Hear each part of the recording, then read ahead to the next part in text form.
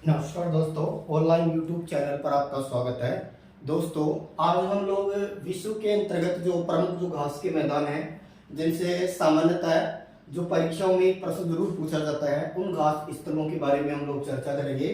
तो महाद्वीप वाइज हम इन घास स्थलों के बारे में पता लगाते हैं। सबसे पहले हमें पता होना चाहिए कि किस महाद्वीप में इस स्थल को क्या नाम दिया गया है। तो सबसे पहले हम बनाते हैं, ये हो जाएगा हमारा उत्तरी अमेरिका महाद्वीप। इस उत्तरी अमेरिका महाद्वीप के दक्षिण में ये कुछ इस तरह से दक्षिणी अमेरिका महाद्वीप मान लीजिएगा। इसके नेक्स्ट चले तो ये आपका ग्रीनलैंड बन जाएगा। इसके नेक्स्ट चले तो आइसलैंड वगैरह, फिर ये आपका नॉर्वे वगैरह बना करके, और ये आपका यूरोप वाला पार्ट ये बना देते हैं। मान लीजिए आपका ये अफ्रीका महाद्वीप बना देते हैं।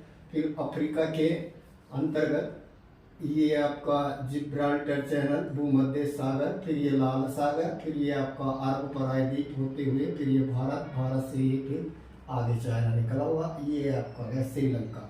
इधर बात करें तो हम लोग बात करें, इधर ये ऑस्ट्रेलिया बना देते हैं। ऑस्ट्रेलिया जो दुनिया का सबसे छोटे महाद्वीप के तौर पर जाना जाता है, और ये 7वां छोटा महाद्वीप जिसको कैच की तरह की आकृति का अंटार्कटिका।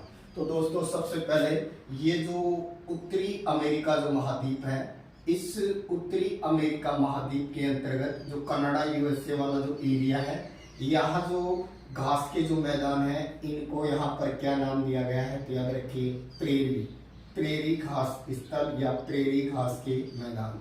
प्रेरी घास के मैदान का संबंध कहाँ से है तो उत्तरी अमेरिका महाद्वीप से है। और अगर बात करें हम लोग के कौन से देशों विशेष से है तो यूएसए और कनाडा से इसका संबंध बनता है।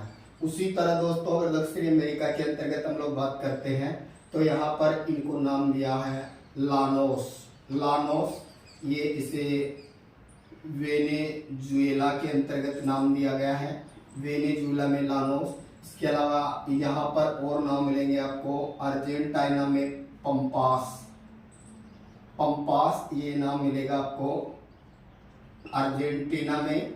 और अर्जेंटीना के अलावा यहीं पर इसको ब्राजील वाले पार्ट में नाम मिलता है पंपास। ये घास के मैदान जो है, इनका संबंध कहाँ से है तो ये याद रखिएगा, इनका संबंध दक्षिणी अमेरिका महाद्वीप से है। उसी तरह दोस्तों याद रखिए, यूरोप के अंतर्गत इन घास स्थलों को बोलते हैं स्टेपी। और जो एशिया वाला पार्ट है, यहाँ एशिया के अंतर्गत भी इन घास स्थलों को क्या नाम दिया गया है, स्टेपी एशिया में भी बोलते हैं, और यूरोप में भी इस घास स्थल को यहाँ स्टेपी ही बोलते हैं। तो दोस्तों, ये कहें कि यहाँ पर स्टेपी घास के मैदान को नाम दिया गया है। इसी तरह से ऑस्ट्रेलिया के अंतर्गत उष्ण और शीतोष्ण, अगर हम लोग मकर रेखा की बात करें जो इसको 2 पार्ट करती है, तो इसके उष्ण कटिबंधीय जो घास के मैदान है, इनको बोला गया है पोर्टलैंड।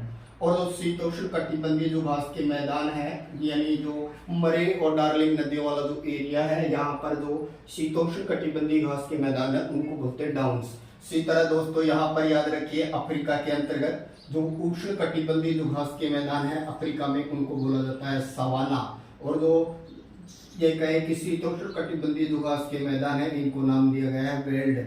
तो वेल्ड घास का मैदान अफ्रीका से संबंधित है, सवाना घास का मैदान अफ्रीका से संबंधित है। एशिया में घास के मैदान को स्टेपी घास का मैदान नाम दिया है, यूरोप में भी इसको स्टेपी बोला जाता है। और दोस्तों, ऑस्ट्रेलिया की यहाँ 2 द्वीप है, एन आइलैंड, एस आइलैंड, दोनों को मिलाकर बोलते हैं न्यूजीलैंड। और न्यूजीलैंड में ये जो घास स्थल है, इनको बोलते हैं कंटरबेरी। न्यूजीलैंड में जो घास के मैदान है, इनको कंटरबेरी बोलते हैं। उसी तरह दोस्तों, यहाँ यूक्रेन, हंगरी वगैरह में यहाँ पर घास के मैदानों को पुस्टोज बोला जाता है, पुस्टोज।